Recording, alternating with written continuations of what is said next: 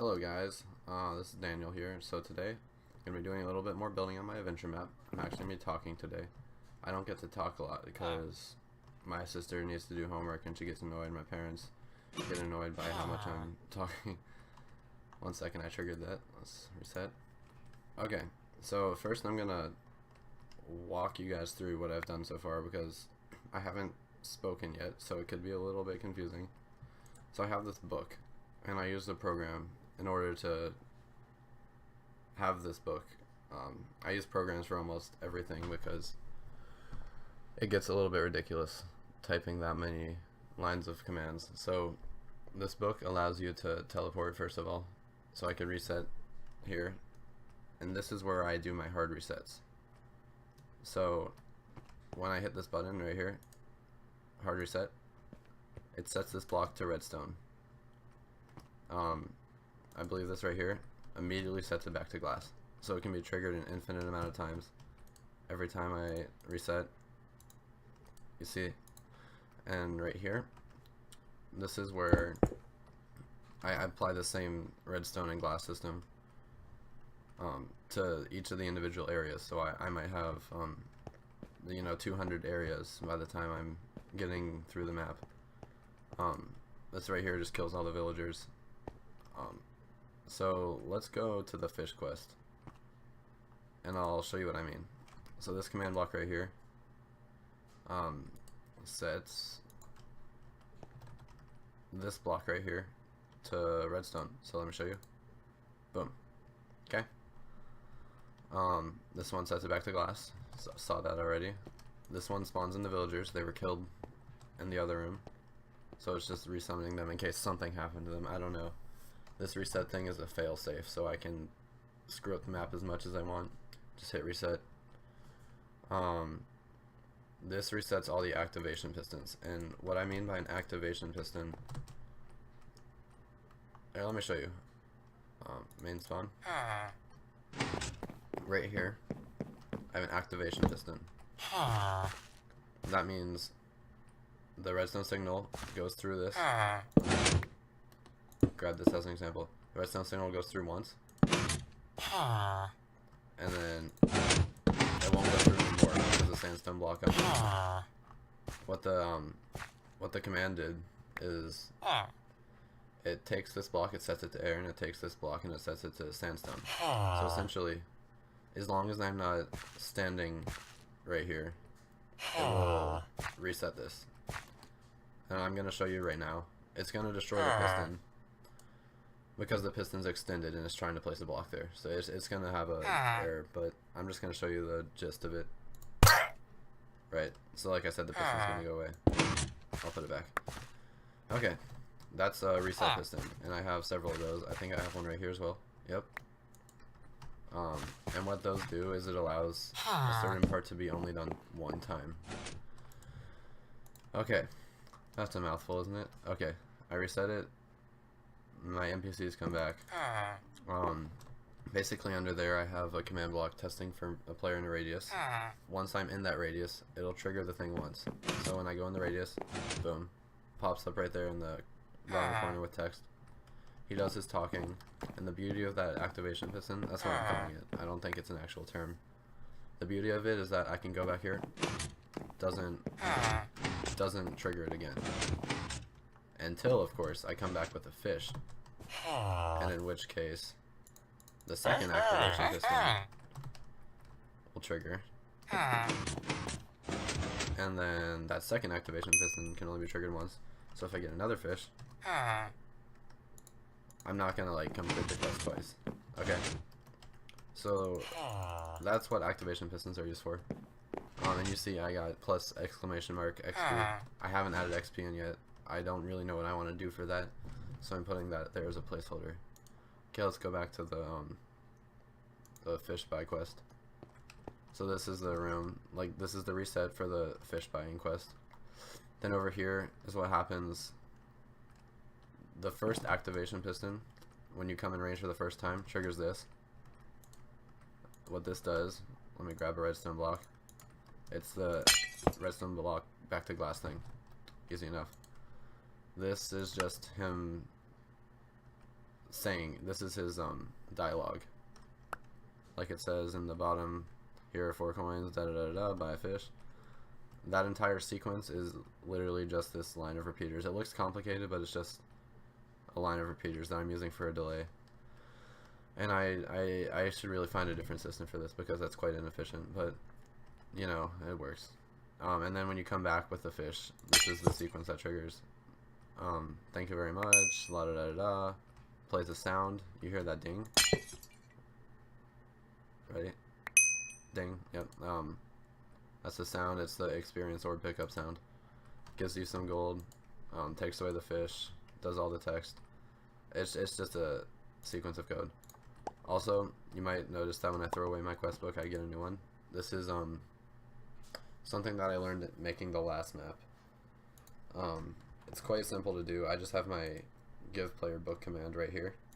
This tests for when I have a book, and then it inverts the signal. So when I don't have a book, the torch turns on, and it gives me a new book. Easy enough. Let me just get rid of these. Okay. Cool. So that's what I did so far on that. Now I've got the beacon thing. And the system I want to use for this is when someone walks into here with a nether star. So if I grab a nether star, takes away the nether star. This is the fast traveling of the game. I'm eventually going to make this more shaped. It's going to be shaped like the map and have height. And it's not just going to be buttons. It's going to be armor stands or something. So it's going to be like a mini version of the map. You can walk around and it'll be like, would you like to fast travel here? You jump for yes, or walk away for no, so you jump, and it's like, okay, I'm going to send you here. Right now the only thing I have is a dock, and obviously it's just a flat square, but I'll fix that later. It'll basically send me back here, the beacon turns back on, etc. The construction for this is quite simple. This test for a player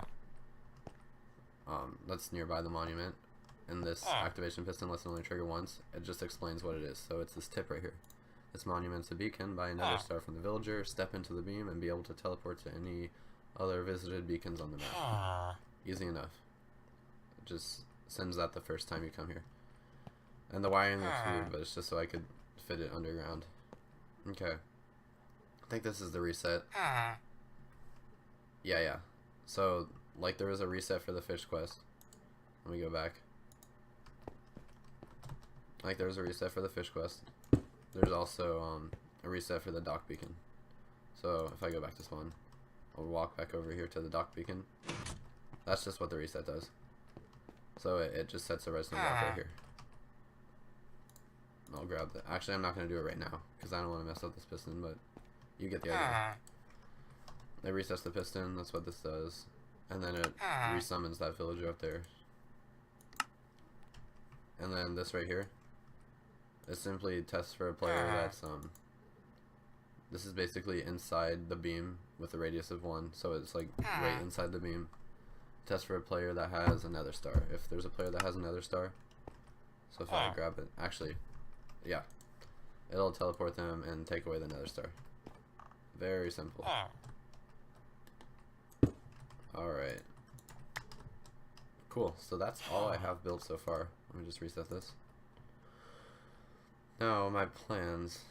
Ugh, I hope this video's not going too long. I haven't been keeping track of time. Right here, small plan. Just gonna add a tiny house. I'm planning on possibly having like a village, bandit camp right here. That'll be like your first actual issue. And this burning house right here will kind of start that little quest. So if you walk into the house, there's like a chest with a sword, and then there's a villager. And he's gonna be like, help, take my sword, go over here to the bandit camp and kill the bandits. And then once you kill the bandits, obviously you'll be able to loot the camp. There will be some interesting stuff. I'll have my own custom loot tables, so I can have the bandits drop certain items. Maybe if I wanted them to drop in between 4 to 10 gold nuggets with a little bit weight on lower ones, so you might get 5, 5, 6, 6, 4, 3, 4, 10, 5, something like that. And also a certain type of sword, maybe some armor, but low chance. Loot tables are great. It's new feature in 1.9 or 1.10, I forget. But it lets you customize the loot that the mobs drop, more so than you could do before. So a small camp here, small house there, probably on fire, bandit camp here. When you get more up here, I might have the first real town. This looks like a good spot. And by the way, this map I got from Embilio. He's a great map maker. His YouTube channel is literally Embilio. I'll spell it right here. Right there. You should check him out. It's really cool stuff. Okay, so that being out of the way, let's try to start building a house here, shall we? I don't really know what kind of house I want to put here, so I'll just kind of start building. It'll be a small house, probably in disarray. It's not going to be very neat. I'm thinking spruce. You know, there is spruce over there, so I'm going to use spruce. No. Oak, spruce logs. Cobblestone. Cobblestone's always a good material. Let's see.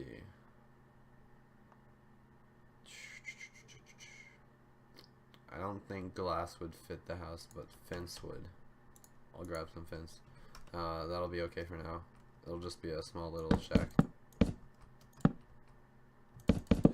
At this point, I'm literally just placing like random blocks. This isn't normally how I build, but it'll do for now. Let's see. No, don't like that.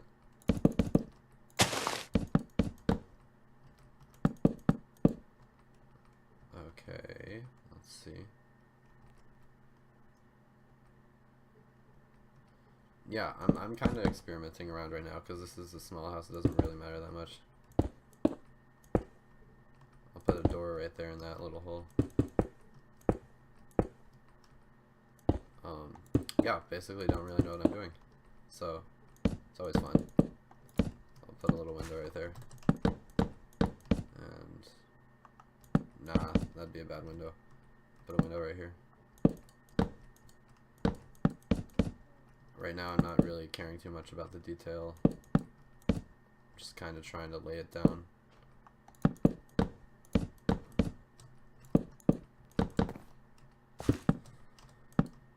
I'm sorry if I don't talk a lot when I build. I'm not really used to talking ever when I play. Okay, so I've got the little framework. Let me grab a door. I think just an oak door will do for this house. Oh, you know what? Fence. There we go. Boom. Okay. Now a roof. Let me do this first. I should have done this in the first place, actually. Okay, so this is basically just fixing up the framework. Alright, now I'll build a roof. So I'll get some stairs. I think actually slabs would be better for this type of house. I'll get some varied types of slabs. Same thing I did over there. Okay, and how I do this, usually I would randomize it by hand, but since I'm doing it on video and I kind of want to do it fast, I'm gonna lay down the roof how I want it, and then I'll do the variation with World Edit. And as you see here, there's really no set pattern that I use. I'm trying to make it look as old and worn out as possible, so kind of just placing blocks here, for lack of a better word. Okay, and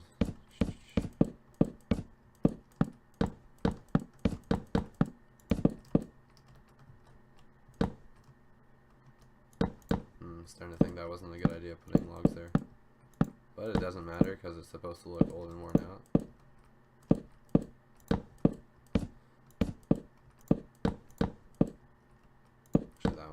Okay. Let's see. Maybe some stairs just to add a little bit of structure to it.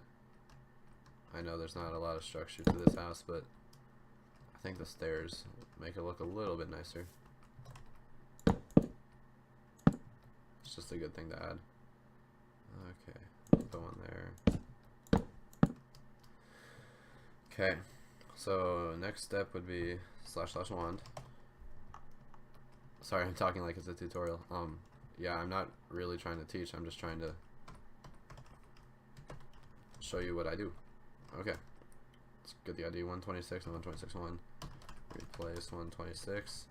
50% 126. 50% 126 1. You can actually go over 100% with World Edit. So I'm gonna go ahead and replace. It just finds a new proportion. So I'm just gonna replace a little bit with air.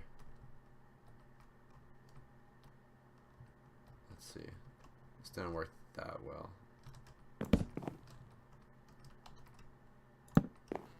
Okay, some of this isn't very realistic, but I'm gonna just tidy it up really fast.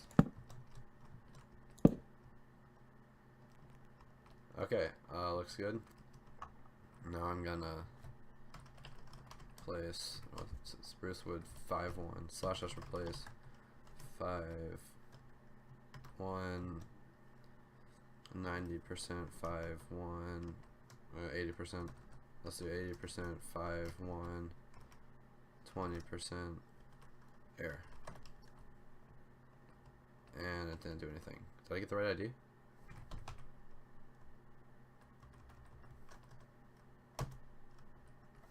Okay, it just wasn't doing it because of probability. Okay, let's go in here and get rid of some of the foundation.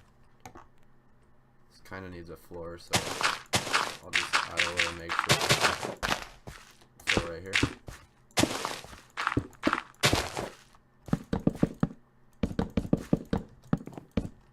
And I'll get a little bit of stone as well, just why not, right? Okay. So now, next step, fire. What am I doing? Flint and steel. I think I have do fire tick off. Do fire tick false. This is just quick little trick. Makes fire not spread, so I can safely go around the house adding fire. Let's see. Yeah, this hurts. Okay. That'll probably burn the player when they walk through the door. Well, that's okay. Part of the feel. Okay, now I'll get a furnace really fast. Just do a little bit of interior decorations. Chest. I'll put the chest on top of. Let's see if this looks good. Kind of a shelf right here. Bed. Then I'll put the villager. I'll put the villager right here. Pot. Quick little pot. Okay. Maybe I could put one as well on a window instead of a fence. Okay, and it looks pretty good. Pretty good. Okay. So next step is pretty easy. It's just the path going up to the house. So I'm gonna take a little bit of what looks good, coarse dirt. There's already a lot of coarse dirt here.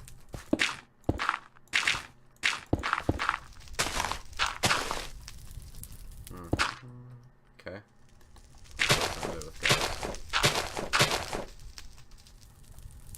And I'll add some cobblestone as well. I already have some. The trick with randomness is to not think about it, if that makes sense. You can't be like, oh, I haven't put cobblestone here, so you put it here. You don't put it somewhere because it looks right. You just put it somewhere. Period. Okay, there's the path to the house. I think. What else would go by house? I think we're good, to be honest.